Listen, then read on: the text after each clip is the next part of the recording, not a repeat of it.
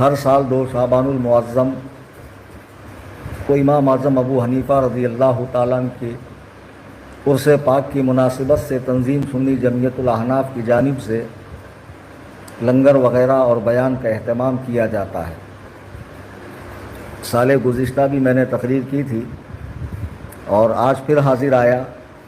چند باتیں انشاءاللہ میں آپ کے گوش گزار کروں گا جس سے آپ کے علم میں اضافہ ہوگا اور آپ اپنے امام کی شخصیت کو پہچان سکیں گے، چونکہ بڑے افسوس کے ساتھ کہنا پڑ رہا ہے کہ حنفی ہونے کے باوجود عوام کا ایک بڑا طبقہ امام اعظم ابو حنیفہ کی ذات سے ناواقف ہے۔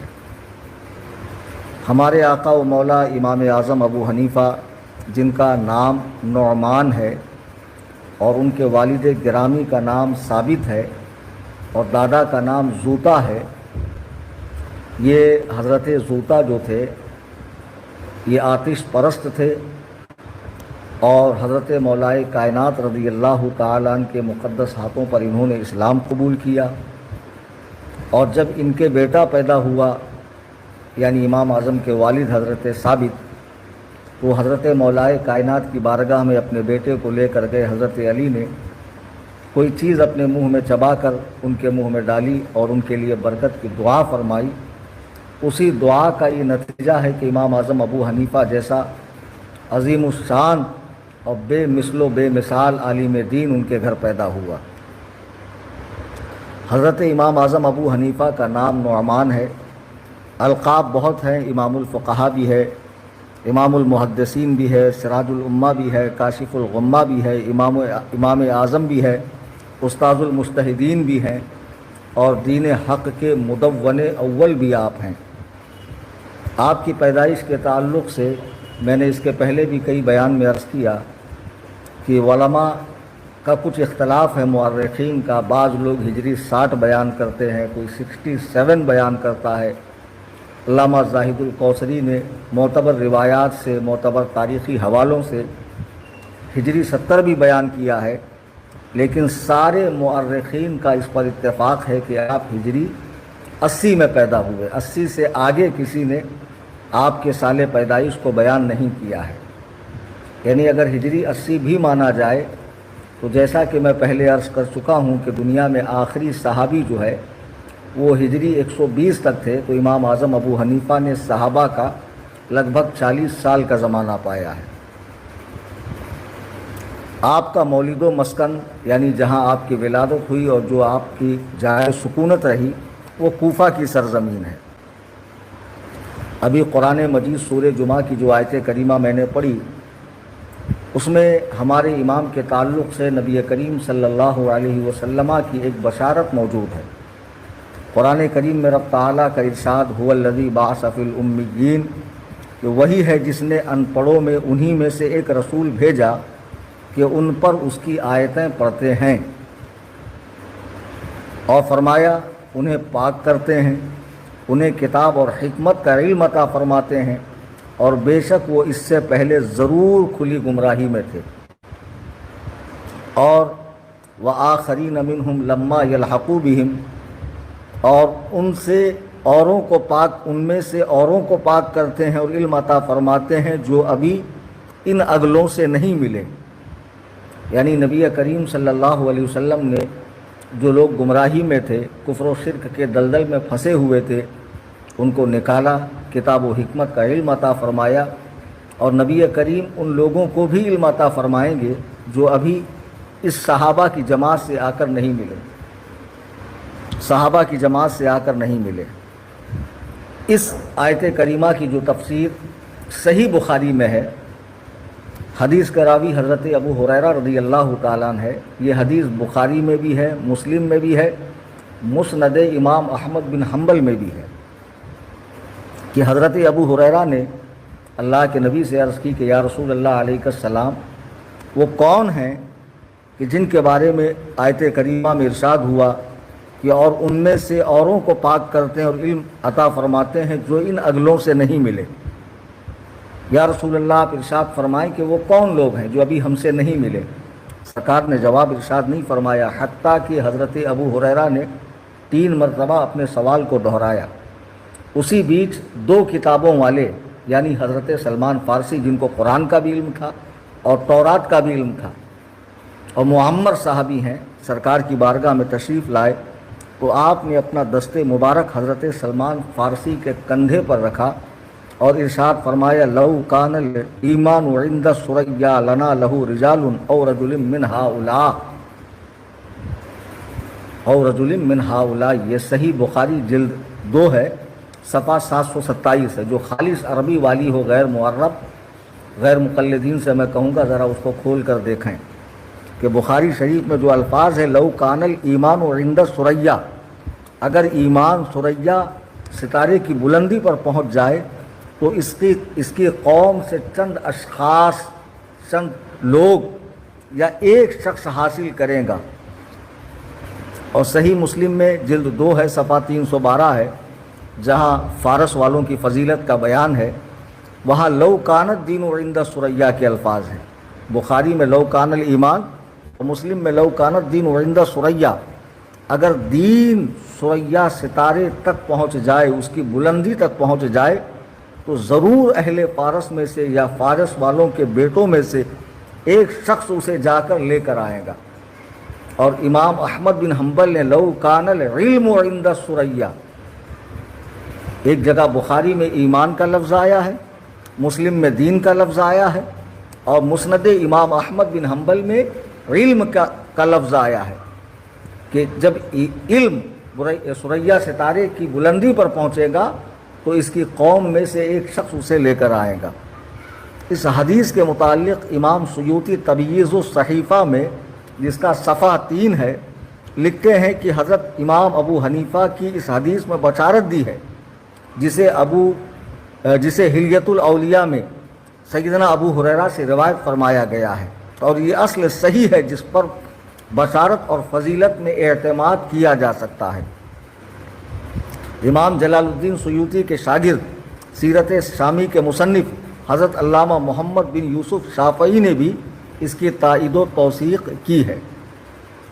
نبی کریم صلی اللہ علیہ وسلم نے آیت کریمہ کے ضمن میں ارشاد فرمایا کہ سلمان فارسی کے قوم سے ایک شخص ہوگا جو دین کو ثریا کی بلندیوں سے لے کر آئے گا اور لوگوں میں اسے عام کر دے گا۔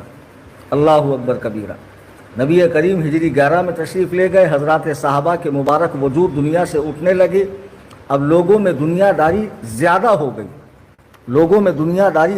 ہو گئی، حال یہ ہو گیا کہ لوگ جو حضرات صحابہ کے مقدس نقوش قدم تھے ان سے ہٹنے لگے اور علم کی کمی آنے لگی، تو اللہ تعالیٰ نے سیدنا امام اعظم ابو حنیفہ کو کوفہ کی سرزمین پر پیدا فرمایا، جو دین کو اس بلندی سے لے کر آتے ہیں اور لوگوں میں عام فرماتے ہیں۔ اور یاد رکھو فارس والوں میں امام اعظم ابو حنیفہ سے بڑھ کر کوئی صاحب علم نہیں گزرا ہے۔ جی ہاں، این سعادت بزور بازو نیست، یہ نیک بختی جو ہے وہ ہاتھوں سے، طاقت سے، بل سے حاصل نہیں کی جا سکتی ہے۔ تا نہ بخشد خدائے بخشندہ، جب تک عطا کرنے والا رب اسے عطا نہ فرمائے، یہ طاقت سے نہیں حاصل کی جا سکتی ہے جب تک اللہ تعالیٰ اسے عطا نہ فرمائے۔ امام اعظم ابو حنیفہ رضی اللہ تعالیٰ عنہ کی جو علم کی طرف رغبت ہوئی وہ تھوڑی بڑی عمر میں ہوئی ہے، لگ بھگ 20 سال کی عمر میں۔ آپ خود فرماتے ہیں کہ ایک روز میں بازار سے جا رہا تھا کہ کوفہ کے مشہور تابعی امام شابی رحمۃ اللہ علیہ سے ملاقات ہوئی۔ انہوں نے مجھ سے کہا بیٹا کیا کرتے ہو؟ میں نے عرض کیا بازار میں کاروبار کرتا ہوں۔ امام اعظم ابو حنیفہ کا کاروبار کپڑے کا بہت بڑے پیمانے پر تھا۔ تو آپ نے فرمایا کہ تم علماء کی مجلس میں بیٹھا کرو، مجھے تمہاری پیشانی پر علم و فضل اور دانش مندی کے آثار نظر آتے ہیں۔ ان کے ارشاد نے امام اعظم کے دل میں ایسا گھر کیا، ایسے متاثر ہوئے کہ آپ نے بجائے بازار کے علم دین کا راستہ اپنایا اور حضرت حماد کی بارگاہ میں پہنچ گئے، جو اس وقت کوفہ میں بہت بڑے علم تھے۔ اور حضرت حماد حضرت ابراہیم نخعی رحمۃ اللہ علیہ کے شاگرد تھے اور ان کی گدی پر بیٹھے ہوئے تھے۔ حضرت ابراہیم نخعی رحمۃ اللہ علیہ حضرت علقمہ رضی اللہ تعالیٰ عنہ کے شاگرد تھے، جو کوفہ کے اندر بہت بڑے عالم تھے، اور حضرت علقمہ نے عبداللہ ابن مسعود سے علم حاصل کیا اور ان کے جانشین تھے، اور عبداللہ ابن مسعود نبی کریم صلی اللہ علیہ وسلم کے رازدار ہیں، سفر و حضر کے ساتھی ہیں۔ سرکار نے جن صحابہ سے قرآن سیکھنے کا امت کو حکم فرمایا اس میں ایک عبداللہ ابن مسعود ہے، اور فرمایا کہ عبداللہ ابن مسعود جسے حرام کہے وہ حرام ہے، جسے حلال کہے وہ حلال ہے، یعنی وہ مجھ سے اتنا علم حاصل کر چکا ہے کہ اسے حلال و حرام کی اچھی طرح تمیز ہے۔ یہی وہ عبداللہ ابن مسعود ہیں کہ جب کوفہ میں آئے تو آپ کے علم سے استفادہ کرنے والے اتنے ہو گئے کہ مولائے کائنات شیر خدا جب کوفہ میں تشریف لائے تو آپ نے دیکھا کہ شاگردان عبداللہ ابن مسعود سے پورا کے پورا میدان بھر گیا ہے۔ حضرت علی فرحت و انبساط سے فرماتے ہیں کہ عبداللہ ابن مسعود تم نے کوفہ کو تو دارالعلوم بنا دیا ہے، علوم کا گھر بنا دیا ہے، اللہ اکبر کبیرہ۔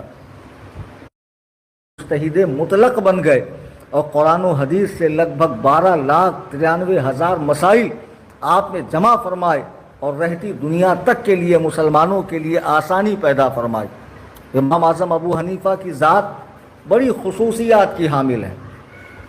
کوئی ایک وصف ہو، دو وصف ہو، ایک خوبی ہو، دو خوبی ہو تو انسان بیان کرے، حقیقت یہ ہے کہ آپ کی ذات مقدسہ پر کلام کرنے کے لیے اور آپ کی شخصیت کا حقیقی تعارف کرنے کے لیے مہینوں لگ جائیں گے، اور نہ جانے کتنی نشستوں میں کئی گھنٹے بیان کرنا پڑے گا، تب جا کر آپ کی شخصیت پر مکمل بات ہو سکے گی۔ ہم چند باتیں یہاں عرض کریں گے۔ جیسا کہ میں نے عرض کیا کہ امام اعظم کی ولادت ہجری 80 میں کوفہ کی سرزمین پر ہوئی، اور آپ کو علم کی طرف راغب کرنے والے حضرت امام ابن سیرین رحمۃ اللہ علیہ ہے۔ اب آپ کے تعلق سے کہ اللہ تعالیٰ نے آپ کے سیرت و کردار کو کس طرح بنایا تھا، جو لوگ اونچی شخصیت کے حامل ہوتے ہیں اور جن کا انتخاب اللہ کی طرف سے دین کے کام کے لیے ہوتا ہے، پھر ان کو اللہ تعالیٰ ہر زاویے سے ہر طرح سے نوازتا ہے، اور ان کی شخصیت اس طرح ہو جاتی ہے کہ لوگوں کو پھر اس کے اندر کسی طرح کی کوئی کمی بیشی کی گنجائش نہیں رہتی ہے۔ لیکن افسوس کہ آج بھی کیڑے نکالنے والے موجود ہیں، اور ہر بڑی شخصیت میں لوگ کیڑے نکالتے ہیں۔ وہ امام اعظم ہی کی تخصیص کیا، کیڑے نکالنے والے تو اللہ و رسول کی ذات میں بھی عیب پیدا کرتے ہیں معاذ اللہ۔ امام اعظم ابو حنیفہ کی سیرت و کردار کا عالم یہ تھا کہ آپ کے شاگرد حضرت عبداللہ ابن مبارک بیان کرتے ہیں کہ جب میں کوفہ پہنچا اور پوچھا کہ یہاں سب سے بڑا زاہد کون شخص ہے، وہ زمانہ صحابہ کے زمانے سے قریب کا ہے، اور وہ زمانہ آج کے زمانے کی طرح نہیں تھا۔ وہاں پر معمولی سی سنت کے ترک کو بہت برا سمجھا جاتا، چھوٹی سی سنت کے ترک کو بھی برا سمجھا جاتا تھا۔ حضرت عبداللہ ابن مبارک جو حضرت امام بخاری رحمۃ اللہ علیہ کے دادا استاذ ہیں اور امیر المومنین فی الحدیث جن کا لقب ہے، وہ کہتے ہیں کہ میں کوفہ پہنچا اور پوچھا یہاں سب سے بڑا عالم کون ہے، تو سب نے بیک زبان امام اعظم ابو حنیفہ کا نام لیا۔ حضرت حفص بیان کرتے ہیں کہ میں 30 سال تک امام صاحب کی خدمت میں رہا، کبھی نہیں دیکھا کہ جو کچھ دل میں ہو اس کے خلاف ظاہر کیا ہو، یعنی دل میں کچھ ہو اور زبان پہ کچھ ہو، یہ آپ کی عادت نہیں تھی، بلکہ آپ کی عادت کریمہ یہ تھی کہ جب بھی کسی چیز میں ذرا سا بھی شبہ پیدا ہوتا تو اس سے علیحدہ ہو جاتے اور اپنا تمام مال بھی اس سے الگ کرتے۔ یاد ہوگا آپ کو یہ واقعہ، بارہا علماء سے آپ نے سنا ہوگا کہ آپ نے اپنے شریک کاروبار کو کوئی کپڑا دیا بیچنے کے لیے، جیسا کہ میں نے بتایا کہ امام صاحب رحمۃ اللہ علیہ کپڑے کے بہت بڑے تاجر تھے، تو اس کپڑے میں کوئی نقص تھا، کوئی کمی تھی، امام صاحب نے کہا بیچتے وقت اس کو بتا کر دینا۔ اب یہ صاحب بازار میں گئے لیکن بھول گئے عیب بتانا، کپڑا بیچ دیا، خدمت میں پیسہ لے کر حاضر ہوئے اور وہ 30,000 درہم تھے، معمولی رقم نہیں تھی۔ تو امام اعظم نے پوچھا کہ آپ نے وہ عیب بتایا سامنے والے کو کہ کپڑے میں عیب ہے؟ اس نے کہا نہیں حضرت میں بھول گیا۔ امام اعظم نے سارا کے سارا مال صدقہ کر دیا، اللہ اکبر کبیرہ، سارا کے سارا مال صدقہ کر دیا۔ آج مسلمان کہے جانے والے، اللہ و رسول کے نام کا دم بھرنے والے، امام عالی مقام سیدنا امام حسین کا غم منانے والے، آپ سے محبت کرنے والے، اولیاء اللہ کے زندہ باد ہونے کے نعرہ لگانے والے، آج ہم مسلمانوں کا یہ حال ہے کہ ہم ہماری عیب دار چیزوں کو خوبی بتا کر بیچتے ہیں۔ ابھی پچھلے دنوں میرے ساتھ ایک حادثہ ہوا کہ میں نے اپنی کوئی چیز بیچی، ایک مسلمان کو بیچی، یہ حقیقی بات بتا رہا ہوں میں آپ کو۔ ان صاحب نے جب مجھے پیسے دیے تو اس میں 2-3 نوٹ ایسی تھی کہ جس میں بھارتیہ بچوں کا بینک لکھا ہوا تھا، اور چپکا کر مجھے دے دی۔ میں نے لے لیا، میں نے کسی کو پیمنٹ کر دیا سامنے، اب مجھے نہیں پتا تھا کہ اس کے اندر اس طرح کی بات ہے۔ اب ان صاحب نے مجھے 2 دن بعد فون کر کے بتایا کہ آپ نے جو نوٹ مجھے دی ہے اس کے اندر بھارتیہ بچوں کا بینک، یعنی آدھی اصلی ہے اور آدھی نقلی ہے، کہیں سے پھٹ گئی ہوگی تو انہوں نے بچوں کی نوٹ کو اس میں چپکا دیا اور مجھے تھما دیا۔ اب 2 دن بعد جب وہ صاحب فون کر رہے ہیں تو میں نے ان سے ضرور واپس لیا، بھائی میں میری ذات سے کسی مسلمان کا کیوں نقصان کروں، لیکن جنہوں نے مجھے دیا ان کو ذرا سا تو سوچنا چاہیے۔ اور جس امام کی ہم تقلید کر رہے ہیں ان کا کہ احتیاط کا عالم یہ ہے کہ بغیر عیب بتائے کپڑا بیچا اور رقم حاصل ہوئی تو ساری کے ساری رقم راہ خدا میں خرچ کر دی۔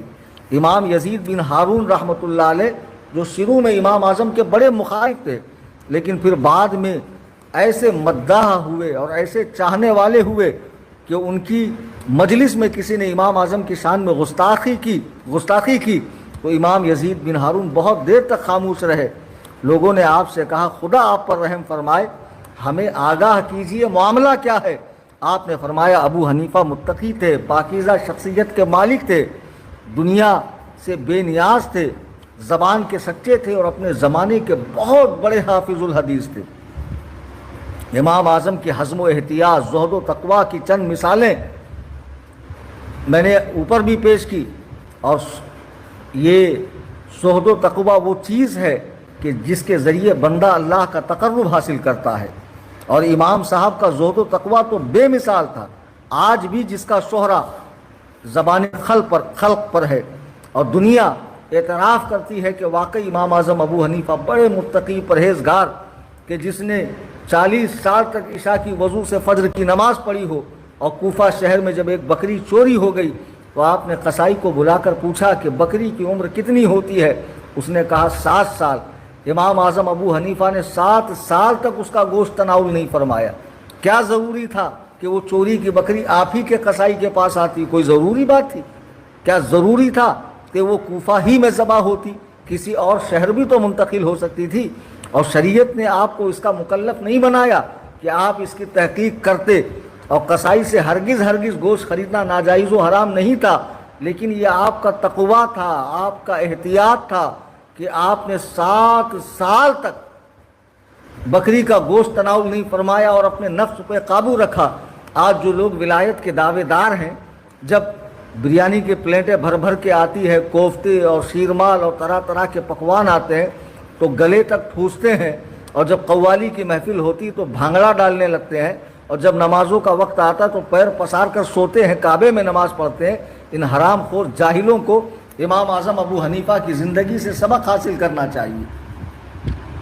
امام اعظم ابو حنیفہ کی زندگی سے سبق حاصل کرنا چاہیے کہ ہمارے اسلاف و ائمہ کے پاس یہی وہ عظیم دولت تھی کہ جس کی بنیاد پر ہر جگہ وہ کامیابی اور کامرانی کے جھنڈے گاڑا کرتے تھے۔ اللہ تعالیٰ انہیں ہر میدان میں سرخرو فرمایا کرتا تھا۔ تقویٰ و پرہیزگاری کی اہمیت و افادیت سے انکار نہیں کیا جا سکتا ہے۔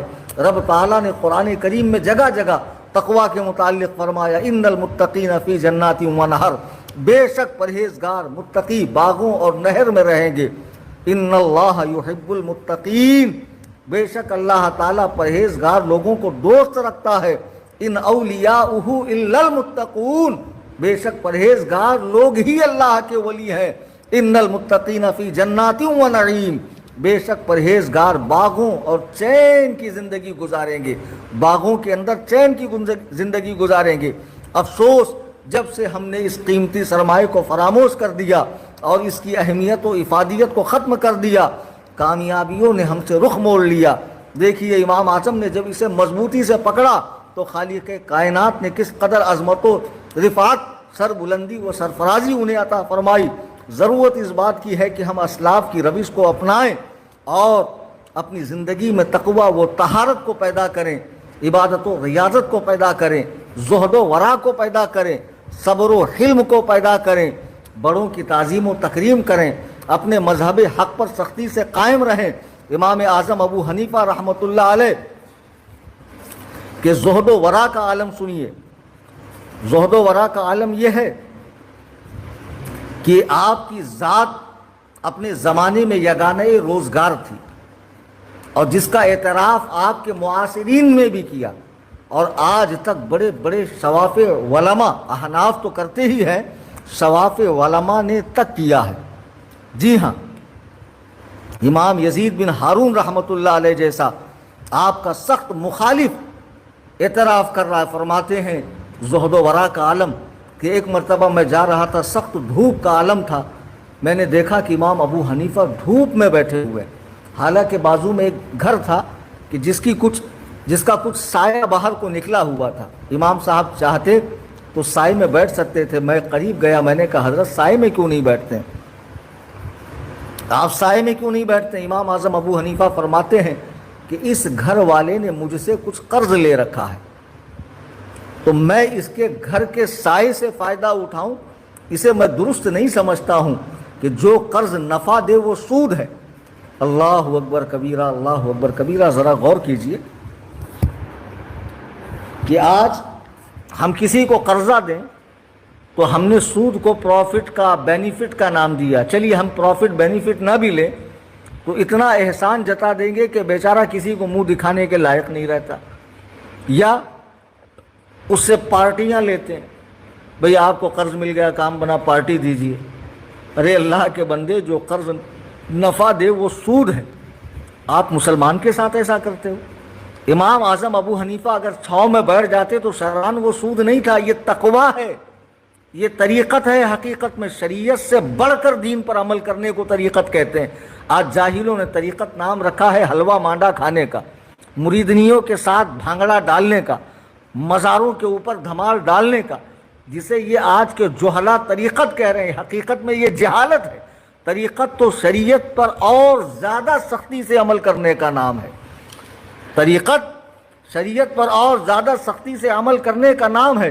اور امام اعظم ابو حنیفہ کہ جہاں زہد و تقویٰ کی بات ہوئی، سیرت و کردار کی بات ہوئی، ان کے صبر و حلم کو بھی سماعت کریں۔ نہایت حلیم، بردبار، صابر و شاکر انسان تھے ہمارے امام صاحب۔ کبھی کسی کو اپنے ہاتھ و زبان سے تکلیف نہ دی۔ نبی کریم کا ارشاد ہے جو مشکات میں ہے، اللہ کے نبی فرماتے ہیں پورا مسلمان، کامل مومن وہ ہے جس کے ہاتھ اور پیر سے دوسرے مسلمان محفوظ ہوں۔ امام یزید بن ہارون کہتے ہیں میں نے کسی کو آپ سے زیادہ حلیم نہیں دیکھا۔ دین کی فضیلت، پرہیزگاری، زبان کی حفاظت، مفید باتوں کی طرف توجہ کرنا آپ کا خاص کام تھا۔ ایک مرتبہ ایک شخص نے آپ کو بہت برا کہا، حتیٰ کہ زندیق کہا۔ آپ نے فرمایا اللہ تعالیٰ تیری مغفرت کرے کہ وہ جانتا ہے کہ جو کچھ تو کہہ رہا ہے میری حقیقت اس کے خلاف ہے۔ آپ نے اسے پلٹ کر جواب نہیں دیا۔ خود امام اعظم فرماتے ہیں میں نے کبھی کسی سے اس کی برائی کا بدلہ نہ لیا، اور نہ کسی پر لعنت کی، نہ کسی مسلمان یا ذمی پر ظلم کیا، نہ کسی کو دھوکہ دیا، نہ کسی کو فریب دیا۔ یہ امام اعظم ابو حنیفہ کی شان ہے۔ آج ہی ایک صاحب نے مجھ سے واٹس ایپ پہ مسئلہ پوچھا کہ ایک مسلمان ہے جو کافروں کو چیز دیتے وقت کم تولتا ہے، تو جب اس سے کہا گیا، شاید وہ آن لائن سن بھی رہے ہوں اس وقت، تو کہتا ہے کہ مال غنیمت سے فائدہ اٹھانا جائز ہے۔ اسے ہم نے مسئلہ بتایا کہ پہلے اس کو مال غنیمت کی تعریف سمجھاؤ کہ راہ خدا میں کفار سے جو جہاد ہوتا ہے پھر وہاں سے جو چیزیں ملتی ہے وہ مال غنیمت ہے۔ یہ تو دھوکہ ہے، کون سا جہاد کر رہے ہو آپ؟ معاذ اللہ، یہ تو وَأَقِيمُوا الْوَزْنَ بِالْقِسْطِ وَلَا تُخْسِرُوا الْمِيزَانَ، قرآن کریم کا صاف صاف ارشاد ہے کم تولنے کے متعلق، کم نہ تولو۔ دھوکہ دینا تو کسی کو جائز نہیں۔ پھر یہ امام اعظم کیا فرما رہے ہیں کہ میں نے کسی مسلمان یا کافر کو کبھی دھوکہ نہیں دیا۔ تو اگر امام اعظم کے آپ مقلد ہیں تو اپنی اس عادت سے باز آئیے، دھوکہ مت دیجیے، فریب مت دیجیے۔ سیدنا امام اعظم ابو حنیفہ رحمۃ اللہ تعالی علیہ کی شخصیت بہت بلند ہے۔ ہم آپ کی اگر سیرت و کردار پر بات کریں، زہد و ورع پر بات کریں، حلم و حکم پر بات کریں، عمل پر بات کرے، تقوی طہارت پر بات کرے، خشیت و للہیت پر بات کرے، خلوص و دیانت پر بات کرے، امانت داری پر بات کریں، غرض کہ آپ کے بے شمار اوصاف حمیدہ پر بات کریں، تو خدائے کعبہ کی قسم یہ وقت ناکافی ہے۔ چند چیزیں ضروری بتا کر میں اپنی بات کو ختم کر دوں کہ اللہ تعالیٰ نے امام اعظم، پہلے تو یہ سمجھیں کہ امام اعظم کے اساتذہ کتنے ہیں۔ امام اعظم ابو حنیفہ رحمۃ اللہ علیہ کے لگ بھگ 4000 اساتذہ ہیں، وہ بھی حضرات تابعین میں سے۔ تابعین کون؟ جنہوں نے نبی کریم صلی اللہ علیہ وسلم کے مقدس صحابہ کی زیارت کی۔ صحابہ کون؟ جنہوں نے بارگاہ زمانہ نبوت کو پایا، سرکار دو عالم صلی اللہ علیہ وسلم کی زیارت سے مشرف ہوئے بحالت ایمان، اور اسی پر ان کا خاتمہ ہوا۔ اور اللہ کے نبی فرماتے ہیں کہ خیر القرون قرنی ثم الذین یلونہم ثم الذین یلونہم، کہ سب سے بہترین زمانہ میرا، پھر اس کے بعد کا، یعنی میرے صحابہ کا زمانہ بہترین ہے، پھر اس کے بعد کا، یعنی امام اعظم کے زمانے کو بھی حضور نے بہترین زمانہ فرمایا ہے۔ امام اعظم ابو حنیفہ چونکہ کوفہ شہر میں پیدا ہوئے، تو میں نے بتایا کہ عبداللہ ابن مسعود سے جب حضرت مولا کائنات ملنے آئے تو شاگردان عبداللہ ابن مسعود سے کوفہ کا پورا میدان بھر گیا تھا۔ تو کوفہ ایسی جگہ تھی جس کا ہر گھر بقعۂ نور بن گیا تھا، جس کا ہر گھر دارالحدیث اور دارالفقہ اور دارالتفسیر بنا ہوا تھا۔ ہزاروں طالبان علوم نبوت اپنی پیاس بجھانے کے لیے کوفہ کا رخ کیا کرتے تھے۔ حقیقت یہ ہے کہ کوفہ شہر کو مرکز علم و فن ہونے کا جو شرف و امتیاز حاصل ہوا، یہ سب اصحاب رسول نبی کریم صلی اللہ علیہ وسلم کے تقریباً 1500 صحابہ کوفہ میں تشریف لائے۔ کتنے؟ 1500، جس میں بدر والے بھی تھے، بیعت رضوان والے بھی تھے۔ جی ہاں، وہ 1500 صحابہ کے قدوم مبارک کوفہ شہر میں پڑے، تب کوفہ جا کر بقعۂ نور بنا، اور جس کا ہر گھر دارالحدیث، دارالتفسیر، دارالفقہ سمجھے بنا ہوا تھا، جہاں پر جگہ جگہ قال اللہ و قال رسول کی صدائیں بلند ہوتی تھی۔ وہی ہمارے امام اعظم ابو حنیفہ کا مولد و مسکن تھا، جس کی وجہ سے یقیناً آپ کو بے شمار اجلہ و اکابرین محدثین و فقہا سے شرف تلمذ بھی رہا، یعنی شاگردی کا شرف رہا۔ ایک مرتبہ خلیفہ منصور نے امام اعظم سے پوچھا کہ آپ نے کس سے علم حاصل کیا؟ تو مسند امام اعظم میں ہے صفحہ 311 پر، یہ تاریخ بغداد میں ہے صفحہ 334 پر، جس کی جلد 13 ہے، کہ خلیفہ منصور نے پوچھا کہ آپ کو کن لوگوں سے علم حاصل کیا ہے؟ امام اعظم فرماتے ہیں میں نے حضرت عمر کا علم ان کے شاگردوں سے، حضرت علی کرم اللہ وجہہ الکریم کا علم ان کے شاگردوں سے، اور عبداللہ ابن مسعود کا علم ان کے شاگردوں سے، اور عبداللہ ابن عباس کا علم ان کے شاگردوں سے حاصل کیا۔ تو منصور نے کہا بے شک آپ نے اپنے علم کو پکا کر لیا، بے شک آپ نے اپنے علم کو پکا کیا، یعنی آپ اتنے پختہ علم والے ہیں کہ اب آپ کے مقابلے میں کوئی ٹک ہی نہیں سکتا ہے۔ امام سیف الائمہ رحمۃ اللہ علیہ فرماتے ہیں کہ امام اعظم ابو حنیفہ نے 4000 تابعین سے شرف تلمذ حاصل کیا ہے۔ بے شمار اساتذہ ہیں امام صاحب کے۔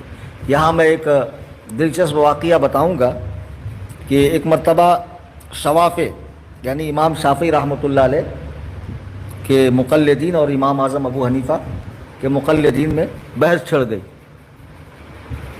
کون زیادہ قابل ہے، کون امام زیادہ قابل ہے۔ حالانکہ اس طرح کی بحثیں نہیں کرنا چاہیے بزرگوں کے بارے میں، آج بھی کچھ ناعقیبت اندیش لوگ کرتے ہیں، ارے بھائی ہم چھوٹے ہیں، ہماری زبان میں اتنی طاقت کہاں کہ بڑوں کے معاملے میں زبان کھولیں۔ بہرحال اس کو جو ہے وہاں بحث چھڑنے لگی گروہ شوافع میں اور احناف میں دونوں، میرا امام افضل، میرا امام افضل۔ تو سیدنا امام ابو عبداللہ بن ابی حفص الکبیر رحمہ اللہ کا وہاں سے گزر ہوا، تو ان بحث کرنے والوں کے بیچ آپ بیٹھ گئے۔ پوچھا بھئی بات کیا ہے؟ تو کہا امام کو لے کر بحث چل رہی ہے، امام کو لے کر بحث چل رہی ہے۔ تو امام ابو عبداللہ نے پوچھا شوافع سے ذرا بتاؤ کہ تمہارے امام کے استاذ کتنے ہیں؟ تو شافعی حضرات نے گنوانا شروع کیا تو 80 کے قریب نکلے۔ احناف سے پوچھا تم اپنے امام کے استاذوں کا نام بتاؤ، جب احناف نے گنانا شروع کیا تو 4000 نکلے۔ تو امام ابو عبداللہ نے فرمایا کہ جس کے استاذ زیادہ اس کا علم زیادہ۔ بھئی جس نے 80 استاذ سے علم حاصل کیا ہوگا، ظاہر سی بات ہے اگر ایک استاذ سے ایک حدیث لیا ہوگا تو 80 حدیث، 2 لیا ہوگا تو 160 حدیث۔ امام صاحب نے اگر ایک استاذ سے ایک حدیث لی ہوں گی تو 4000 حدیث، 2 لی ہوں گی تو 8000 حدیث۔ تو امام ابو عبداللہ فرماتے ہیں کہ یہ امام اعظم کی امام شافعی پہ ادنا فضیلت ہے۔ جی ہاں، ہمارے امام اعظم ابو حنیفہ نے 4000 اساتذہ سے علم دین حاصل کیا، اور آپ کو شرف تابعیت ہے، آپ کو شرف تابعیت ہے، آپ نے صحابہ کی زیارت کی ہے۔ خود آپ کا بیان ہے، مسند امام اعظم دیکھ لیں جس کا صفحہ 36 ہے، فرماتے ہیں میں ہجری 80 میں پیدا ہوا، اپنے والد کے ساتھ ہجری 96 میں حج پر گیا۔ اس وقت میری عمر 16 سال تھی۔ جب میں مسجد حرام میں گیا تو بہت سے لوگوں کو حلقہ بنائے بیٹھے ہوئے دیکھا، تو میں نے اپنے والد سے پوچھا کہ یہ کس بزرگ کا حلقہ ہے، یہ کس کا گروپ ہے؟ تو انہوں نے فرمایا یہ حلقہ حضور کے صحابی عبداللہ بن حارث الزبیدی کا ہے۔ تو میں آگے بڑھا اور ان کو یہ فرماتے سنا کہ وہ کہتے ہیں کہ میں نے رسول اللہ سے سنا ہے کہ جس شخص نے اللہ تعالیٰ کے دین کی مکمل سمجھ اور اس کا علم حاصل کیا تو اللہ اس کے لیے کافی ہے، اور اسے ایسی جگہ سے رزق عطا فرمائے گا جہاں اس نے سوچا بھی نہیں ہوگا۔ جی ہاں، امام اعظم ابو حنیفہ نے عبداللہ بن حارث سے جو ہے براہ راست یہ حدیث سنی، اور آپ کی کئی صحابہ سے ملاقات ہے، مختلف تعداد ہے، 70 صحابہ کی بھی ہے، 20 صحابہ کی بھی ہے، 6 صحابہ یا 7 صحابہ سے آپ کا حدیث روایت کرنا بھی ثابت ہے۔ بعض لوگ یہ اس طرح کی باتیں کرتے ہیں کہ بھئی ان کی کوئی حدیث ثابت نہیں ہے، ان کی صحابہ سے ملاقات ثابت نہیں ہے، یہ صرف حسد ہے، بغض ہے، اور اس کے سوا کچھ بھی نہیں ہے۔ جیسے ہمارے امام صاحب نے 4000 اساتذہ سے علم حاصل کیا تو اللہ تعالیٰ نے آپ کو بے مثال ذہانت عطا فرمائی۔ آپ کی ذہانت کے بے شمار قصے کتابوں کے اندر ہے، ایسے ایسے قصے ہیں کہ سبحان اللہ، بڑے بڑے علماء آپ کے زمانے میں عاجز آ جاتے تھے، بڑے بڑے علماء آپ کے زمانے میں عاجز آ جاتے تھے۔ جی ہاں، اللہ تعالیٰ نے وہ ذہانت ہمارے امام اعظم ابو حنیفہ کو عطا فرمائی کہ بڑے بڑے لوگ آپ کے سامنے ٹک نہیں پاتے تھے، اور ایسا جواب ہوتا تھا کہ لوگ لاجواب ہو جاتے تھے۔ اس کی کئی، جیسے میں ایک واقعہ سنا دوں، بہت زیادہ تفصیل نہیں۔ کوفہ میں اس زمانے میں محمد بن عبد الرحمن ابن ابی لیلہ جو منصب قضات پر فائز تھے، قاضی تھے وہاں سے، اور 30 برسوں سے فیصلے کر رہے تھے لوگوں کے۔ ایک مرتبہ امام صاحب راستے سے گزر رہے تھے، یہ صاحب بھی گزر رہے تھے، تو امام صاحب نے دیکھا کہ بھرے بازار میں ایک عورت نے ایک آدمی سے کہا اے زانی مرد اور زانی عورت کے بیٹے۔ قاضی صاحب نے بھی یہ بات سن لی تو انہوں نے فوراً عورت کو گرفتار کروایا، واپس مسجد میں لوٹے۔ لوٹنے کے بعد انہوں نے عورت کو کھڑے کر کے حد قذف یعنی 80 کوڑے مارنے کا حکم دیا، اور اس پر 80 کوڑوں کی ڈبل حد جاری کی، کیونکہ اس نے زانی عورت اور زانی مرد کے بیٹے کہا تھا۔ اس مرد کی ماں اور باپ پر الزام لگایا تو قاضی ابن ابی لیلہ نے کہا کہ اس عورت کو 160 کوڑے مارے جائیں۔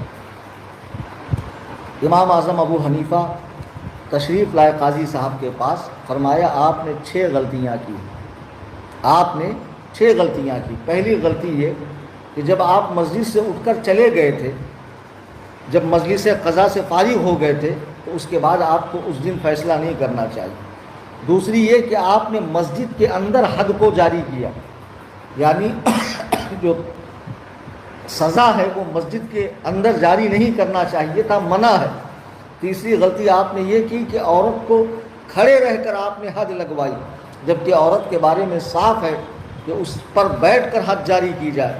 تیسری یہ کہ آپ نے ایک لفظ پر 2 حدیں جاری کی، جبکہ اس سے ایک ہی حد بنتی ہے۔ پھر یہ کہ آپ نے دونوں حد اکٹھے جاری کروائی، جب پہلی حد کا زخم بھر جاتا تو اس کے بعد دوسری حد کا حکم دینا چاہیے تھا، لیکن آپ نے بلا جانے ہوئے مسئلے کی گہرائی کو سمجھے ہوئے اکٹھے دونوں حد جاری فرمائی۔ تیسرے یہ کہ جس کو گالی دی گئی اس نے دعویٰ ہی نہیں کیا، اور آپ پھوکٹ میں بیگانے کی شادی میں عبداللہ دیوانہ بن کے خامخواہ اس کا فیصلہ کرنے کے لیے آ گئے۔ کیا اس نے آپ سے کہا تھا کہ مجھے انصاف چاہیے اور مجھے جو ہے اس کی طرف سے مجھے جو ہے فیصلہ چاہیے، انصاف چاہیے؟ جب قاضی صاحب نے یہ باتیں سنی تو سخت ناراض ہو گئے۔ امام اعظم ابو حنیفہ رحمۃ اللہ علیہ کی شکایت کر دی گورنر کے پاس، تو گورنر نے کہا کہ آپ فتوے نہ دیا کریں، آپ فتوے نہ دیا کریں۔ تو امام اعظم ابو حنیفہ نے سوچا کہ فتویٰ دینا تو فرض کفایہ ہے اور امیر کی اطاعت کرنا چاہیے، تو آپ نے کئی دنوں تک فتویٰ نہیں دیا۔ جب دوبارہ آپ کو حکم دیا گیا کہ فتویٰ دیا کریں، کیونکہ لوگوں کے مسئلے حل نہیں ہو رہے تھے، امام اعظم کے بنا مسئلے کیسے حل ہوں گے، پھر دوبارہ آپ نے فتوے دینے کا کام شروع کیا۔ امام اعظم کو اللہ نے ایسی عقل عطا فرمائی تھی کہ میں نے ایک مرتبہ کہا تھا کہ جو عقل انسان کی انتہا ہے وجود کی تیرے ابتدا ہے، جبل ہے تو علم و آگہی کا امام اعظم ابو حنیفہ۔ ایک بڑا دلچسپ واقعہ کتابوں میں آتا ہے کہ امام اعظم ابو حنیفہ اپنے ساتھیوں کے ساتھ مسجد میں بیٹھے تھے تو ایک شخص پر نگاہ پڑی، تو امام صاحب نے اسے دیکھ کر فرمایا یہ شخص مسافر ہے، حالانکہ وہ بالکل اجنبی تھا۔ پھر کچھ دیر بعد فرمایا کہ اس کے جیب میں کوئی میٹھی چیز ہے، پھر کچھ دیر بعد فرمایا کہ یہ معلم الصبیان یعنی بچوں کا استاد ہے۔ تو حاضرین کو لگا کہ امام صاحب شاید یوں ہی فرما رہے ہیں، یعنی بغیر اس کو جانے بوجھے ایک اجنبی شخص کے بارے میں یہ کہہ دینا کہ یہ مسافر ہے، اس کے جیب میں کوئی میٹھی چیز ہے، اور پھر یہ کہ یہ بچوں کا استاد ہے۔ تو حاضرین میں سے ایک شخص اس بات کو یقینی بنانے کے لیے اور قطعی بنانے کے لیے اٹھا اور جا کر پوچھا بھائی آپ کون ہیں؟ اس نے کہا میں مسافر ہوں۔ تو کہا بھائی تمہارے جیب میں کیا ہے؟ تو اس نے کوئی میٹھی چیز نکال کر دکھائی۔ فرمایا آپ کیا کام کرتے ہو؟ اس نے کہا میں بچوں کو پڑھاتا ہوں۔ تو یہ شخص حیرت میں آ کر پوچھا کہ حضرت یہ ساری باتیں آپ بغیر ملے بغیر دیکھے کیسے آپ نے پہچانی؟ تو امام اعظم ابو حنیفہ کا جواب سنیے۔ فرماتے ہیں کہ جب یہ شخص جو ہے ادھر ادھر نگاہ کر رہا تھا تو میں سمجھ گیا کہ یہ راستے کو یا کسی پہچان والے کو ڈھونڈ رہا ہوں۔ یقیناً ایک مسافر ہی ایسا کرتا ہے، مقیم انسان جو مقامی ہوگا اس کو جہاں جانا ہوگا چلا جائے گا، جس سے ملنا ہوگا ملے گا، لیکن اس کی نظریں بتا رہی تھی کہ یہ اس علاقے کا نہیں، یہ مسافر ہے۔ دوسرا، اس کے جیب کے پاس مکھی بیٹھی ہوئی تھی، تو مکھی اسی جگہ بیٹھتی جہاں کوئی میٹھی چیز ہو۔ تیسرا یہ کہ یہ بچوں کو بہت تیز نگاہوں سے گھور گھور کے دیکھ رہا تھا۔ میں سمجھ گیا کیونکہ بچے پڑھانے والوں کی اکثر یہ عادت ہوتی ہے کہ وہ بچوں کو اکثر گھور کر دیکھتے ہیں۔ اللہ اکبر کبیرہ۔ اب سوچئے کہ جس کے علم و ذہانت، عقل اور شعور کا یہ عالم ہو، اور ایسی پختہ عقل جسے اللہ نے عطا فرمائی ہو، اس کے علم و ذہانت کا اور قرآن و سنت کے علم کا کیا عالم ہوگا۔ ایسے سینکڑوں واقعات ہیں۔ ایک واقعہ بھی ذہن میں آیا کہ آپ کے پڑوس میں ایک چوری ہو گئی۔ اب چور نے چوری کرنے کے بعد گھر والے کو قسم دی کہ اگر کسی کو بتا دیا تو تیری بیوی کو 3 طلاق۔ اب سارا کچھ چھوڑ گیا ایک چادر کے علاوہ، اور دوسرے دن بازار میں وہ غریب دیکھ رہا ہے کہ میرے گھر کا سامان بک رہا، لیکن بول بھی نہیں سکتا کہ یہ چور ہے کیونکہ بیوی کو طلاق پڑ جائے گی۔ اب اسی کپڑے میں لپیٹا ہوا امام اعظم کے پاس آیا، تو امام اعظم نے پوچھا کیا ہوا؟ تو کہا حضرت چوری ہو گئی لیکن چور کا نام نہیں بتا سکتا۔ تو اس زمانے میں چور لوگ بھی بڑے ایسے نہیں تھے کہ اگر چور ہے تو پھر پورا دین ہی چھوڑ دو، یعنی کچھ برا کر رہے ہو تو کچھ اچھا کرنے کی گنجائش ہی نہیں ہے، کچھ برا کر رہے ہو تو کچھ اچھا بھی کر لو۔ نمازی بھی ہوتے تھے چور۔ امام اعظم نے دوسرے دن فجر کی نماز میں جب سارے لوگ حاضر تھے تو اپنی عقل و ذہانت کا اس طرح ثبوت دیا کہ صدر دروازے پہ کھڑے رہے اور اس کو اپنے بغل میں کھڑا کیا، اور ایک ایک شخص جو مسجد سے نکلتا تو آپ پوچھتے یہ تیرا چور ہے؟ وہ کہتا نہیں۔ ایسا کئی لوگوں کے بارے میں ہوا۔ جب اصل چور سامنے آیا آپ نے پوچھا یہ تیرا چور ہے؟ وہ خاموش ہو گیا۔ امام صاحب سمجھ گئے یہ چور ہے، لوگ بھی سمجھ گئے۔ پھر معاملہ پیش ہوا گورنر کے پاس اور ساری کی ساری چیز اسے مل گئی۔ اب دیکھو ہوا کیا، اس نے کہا تھا اگر تو بتائیں گا میں چور ہوں تو تیری بیوی کو طلاق، اس نے تو بتایا ہی نہیں نا، بنا بتائے اس کا کام ہو گیا۔ اللہ تعالیٰ نے ہمارے امام اعظم ابو حنیفہ رضی اللہ تعالیٰ عنہ کو ایسی عقل و ذہانت عطا فرمائی تھی، سینکڑوں واقعات کتابوں کے اندر امام اعظم ابو حنیفہ کے ہیں کہ امام اوزاعی رحمۃ اللہ علیہ ہیں غالباً، کہ ان کے پاس حجام آیا، اس نے کہا کہ میں امام ابو حنیفہ کے سفید بال کاٹ رہا تھا، تو غالباً اس طرح کا واقعہ ہے کہ میں نے آپ سے کہا کہ بھئی سفید بال مت اکھاڑیے ورنہ زیادہ پیدا ہوں گے، تو آپ نے فرمایا کالے ہی بال اکھاڑ دے تاکہ کالے زیادہ پیدا ہو۔ تو آپ مسکرا کر فرماتے ہیں کہ ابو حنیفہ نے اپنے قیاس کے ذریعے ایک حجام کو بھی بے بس کر دیا، عاجز کر دیا۔ اللہ تعالیٰ نے ہمارے امام صاحب رحمۃ اللہ علیہ کو وہ جو ہے عقل و ذہانت عطا فرمائی تھی، اور عبادت و ریاضت میں بھی آپ کا کوئی ثانی نہیں تھا۔ 40 سال تک عشاء کی وضو سے فجر کی نماز پڑھنا، اور ایک ایک نشست میں پورا قرآن کریم پڑھنا، 100 مرتبہ حالت خواب میں اللہ سبحانہ و تعالیٰ کا دیدار کرنا، نبی کریم صلی اللہ تعالیٰ علیہ وسلم کی کئی مرتبہ زیارت کرنا، اللہ اکبر کبیرہ، نبی کریم صلی اللہ علیہ وسلم کی زیارت کرنا، ائمہ اہل بیت کی صحبت اختیار کرنا، جیسے امام باقر رحمۃ اللہ علیہ کی، امام جعفر رحمۃ اللہ علیہ کی، بے شمار فضائل ہیں امام اعظم ابو حنیفہ کے، اور یہاں تک کہ عبادت و ریاضت میں بھی آپ کے زمانے میں آپ کا کوئی ثانی نہیں تھا۔ جی ہاں، اور علم و تقویٰ کا حال دیکھیے، عبادت و ریاضت کا حال دیکھیے، آپ جس شعبے میں امام اعظم کو دیکھیں گے وہ آپ کو یکتائے زمانہ نظر آئیں گے۔ جی ہاں، اتنی خوبیاں اور اتنی صلاحیتیں آپ کے ذات کے اندر اللہ تعالیٰ نے رکھ دی تھی، بے شمار خوبیاں ہیں۔ چند چیزیں میں عرض کر دیتا ہوں کہ امام اعظم ابو حنیفہ کی جو نمایاں خصوصیات ہے اس میں یہ کہ آپ سب سے پہلے اس دین کے جمع فرمانے والے ہیں۔ آپ زمانہ خیر القرون میں پیدا ہوئے، جسے اللہ کے نبی نے بہترین زمانہ فرمایا۔ آپ زمانہ صحابہ میں ہی منصب افتاء و اجتہاد پر فائز ہوئے اور فتاوی نویسی کا کام آپ نے شروع کیا۔ امام اعمش جب حج کے لیے جانے لگے تو باوجود بہت بڑے عالم ہونے کے مناسک حج آپ نے امام اعظم ابو حنیفہ سے لکھوایا اور فرمایا کہ میرے علم میں فرض و نفل کا ان سے زیادہ جانکار کوئی نہیں ہے، فرض و نفل کا ان سے بڑا جانکار کوئی نہیں ہے۔ آپ جب خلیفہ کے دربار میں گئے تو ایک شخص عیسیٰ بن موسیٰ نے خلیفہ سے کہا کہ آپ کے پاس روئے زمین کا سب سے بڑا عالم آیا ہے۔ جی ہاں، آپ اپنے زمانے میں قرآن و حدیث کے بہت بڑے عالم تھے۔ امام اعظم ابو حنیفہ رضی اللہ تعالیٰ نے سب سے پہلے فقہ کو مدون کیا، کتب و ابواب پر ترتیب دیا، جس طرح آج ہے۔ سیدنا امام مالک رحمۃ اللہ علیہ نے موطا میں آپ ہی کا اتباع کیا ہے۔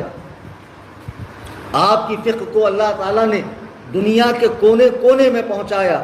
آج دنیا میں جو مسلمان ہیں اہل سنت و جماعت، اس میں بڑا حصہ آپ ہی کے مقلدین کا ہے، بڑا حصہ آپ ہی کے مقلدین کا ہے۔ آپ کے زمانے میں ہی آپ کا مذہب ہند، سندھ، روم، ترکی اور ماوراء النہر تک پہنچ گیا۔ امام اعظم ابو حنیفہ کے مقلدین مسلمانوں میں سب سے بڑی تعداد میں ہیں۔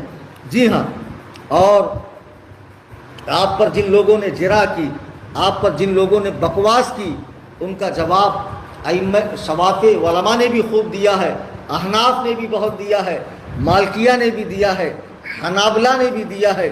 امام اعظم ابو حنیفہ کے مذہب کو اللہ تعالیٰ نے وہ تقویت اور وہ شان عطا فرمائی کہ آج دنیا میں سب سے زیادہ احناف ہیں اور انشاءاللہ قیامت تک رہیں گے۔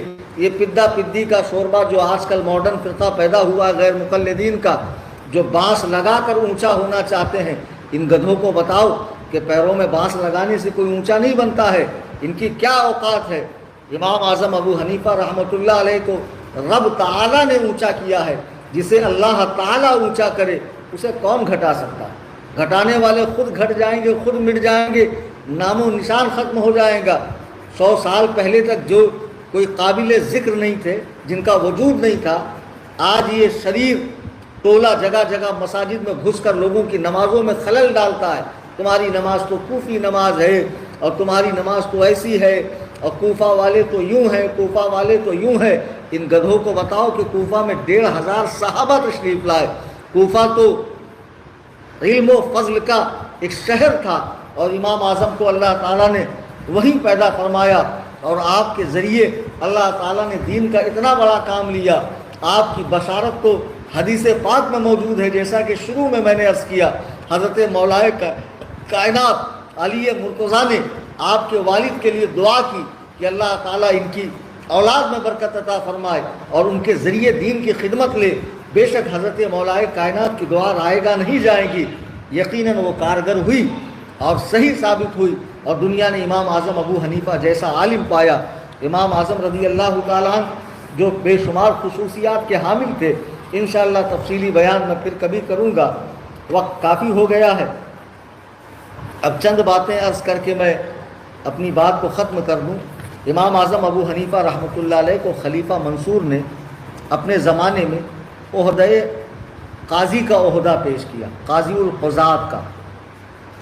جو لوگ کہتے ہیں کہ حنفی مذہب بادشاہوں کے ذریعے پھیلا ہے، جب امام اعظم کو یہ گولڈن چانس ملا، امام اعظم اگر قاضی القضات بن جاتے تو پوری دنیا میں آپ کے مذہب کے سوا کوئی مذہب نہ ہوتا، لیکن آپ کے تقوی و احتیاط کا یہ عالم تھا کہ آپ نے قاضی القضات بننا پسند نہیں فرمایا۔ آپ نے قاضی القضات بننا پسند نہیں فرمایا۔ بادشاہ کو اتنا غصہ آیا، خلیفہ کو اتنا غصہ آیا کہ اس نے آپ کو قید کروا دیا اور قید کروا کر روزانہ آپ کو جو ہے کوڑے مارے جاتے۔ اس بڑھاپے کے اندر آپ کو روزانہ کوڑے مارے جاتے، آپ کا مبارک خون جسم سے نکل کر آپ کی ایڑیوں پہ گرنے لگتا اور روزانہ 10 کوڑے آپ کو پابندی سے مارے جاتے۔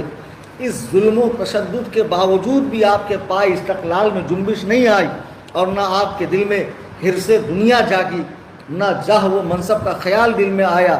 جب بادشاہ نے دیکھا بات اس طرح بھی نہیں بنے گی تو آپ کو زہر دیا گیا، جس کا اثر جب آپ کو محسوس ہونے لگا تو آپ سجدے میں چلے گئے اور سجدے کی حالت ہی میں دنیا اسلام کا یہ عظیم ستون، بشارت نبی، دعائے مولا علی، امام الائمہ، سراج الامہ، کاشف الغمہ، استاذ المجتہدین، جس کا اتباع بڑے بڑے مجتہدین نے کیا، محدثین نے کیا، فقہا نے کیا، جس کی غلامی کا پٹا بڑے بڑے اولیاء اللہ کے گردن میں ہے، جس کا مذہب صبح قیامت تک چلے گا، جس کے بارے میں امام عبد الوہاب الشعرانی رحمہ اللہ فرماتے ہیں، جو شافعی عالم ہے، کہ میں نے دیکھا کہ حضور کے سینہ مبارک سے 5 نہریں نکلی ہیں، ایک نہر آگے جا کے سوکھ گئی، 4 نہریں چل رہی ہیں، قیامت کے قریب 3 نہر سوکھ جائیں گی، ایک نہر چلتی رہے گی، اس نہر کا نام مذہب حنفی ہے۔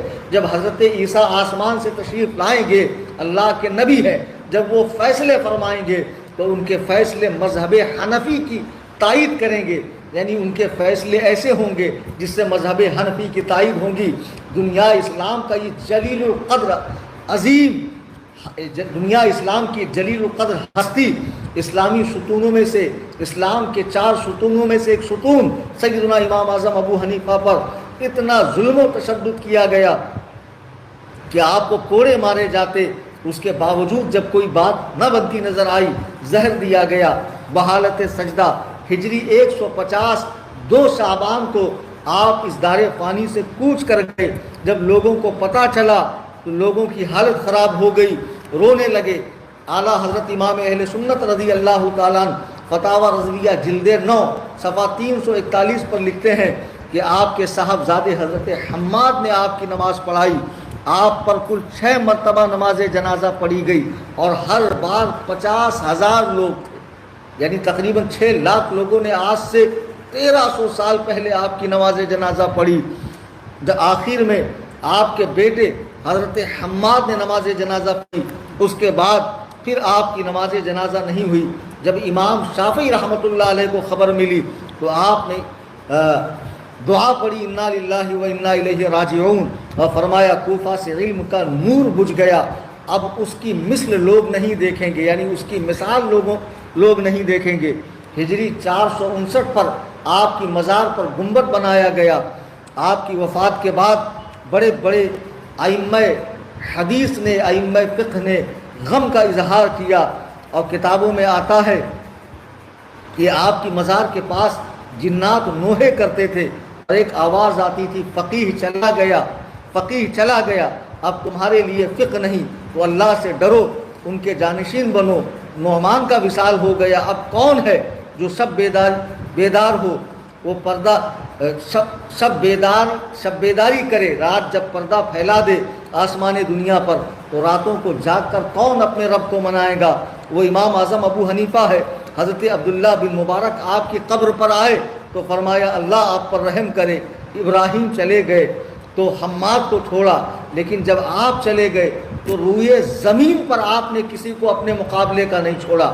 جب عبداللہ ابن مسعود گئے تو انہوں نے علقمہ کو چھوڑا، علقمہ گئے تو ابراہیم کو چھوڑا، ابراہیم گئے تو حماد کو چھوڑا، حماد نے آپ کو ایسا بنایا کہ روئے زمین پر اب آپ کے بعد آپ جیسا کوئی ہے ہی نہیں۔ اللہ اکبر کبیرہ۔ یہ عبداللہ ابن مبارک ہیں کہ جو امام بخاری رحمۃ اللہ علیہ کے دادا استاد ہیں۔ آج کے یہ لونڈے امام اعظم کی حدیث دانی پر کلام کرتے ہیں، فقہ پر کلام کرتے ہیں، آپ کے قیاس کو لے کر طرح طرح کی باتیں کرتے ہیں۔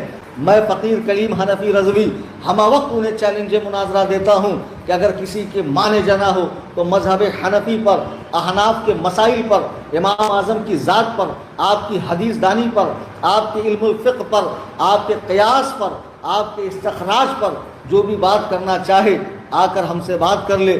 الحمدللہ تنظیم سنی جمعیت الاحناف جو 8 سال کے عرصے سے میں نے بنائی ہے، امام اعظم ابو حنیفہ کی ذات پر کام کر رہی ہے۔ اور اے حنفیو، اے میرا بیان سننے والوں، امام اعظم سے محبت رکھنے والوں، جس امام کا احسان تم پر پیدا ہونے سے لے کے مرنے تک، حتیٰ کہ مرنے کے بعد بھی جب قیامت کے میدان میں نفسا نفسی کا عالم ہوگا، قرآن کہہ رہا کل اناس بامامہم، ہر شخص کو ہم اس کے امام کے ساتھ بلائیں گے، تو تمہیں کہا جائے گا اے ابو حنیفہ کے مقلدو ادھر آؤ، ہم شان سے امام اعظم ابو حنیفہ کے گروہ میں شامل ہو کر رب تعالیٰ کی بارگاہ میں حاضری دیں گے۔ اسی امام کے لیے ہم کچھ کر نہیں سکتے ہیں۔ امام اعظم نے جو احسان ہم پر کیا ہے، خدائے کعبہ کی قسم، اگر ہم اپنے دل و جگر کی چمڑیاں نکال کر جوتیاں بنا کر امام اعظم کو پیش کرتے تب بھی آپ کا حق ادا نہیں ہوتا، لیکن ہم یہ تو کر سکتے ہیں کہ اپنے امام کی بارگاہ میں محبت اور خلوص سے نذرانہ عقیدت بصورت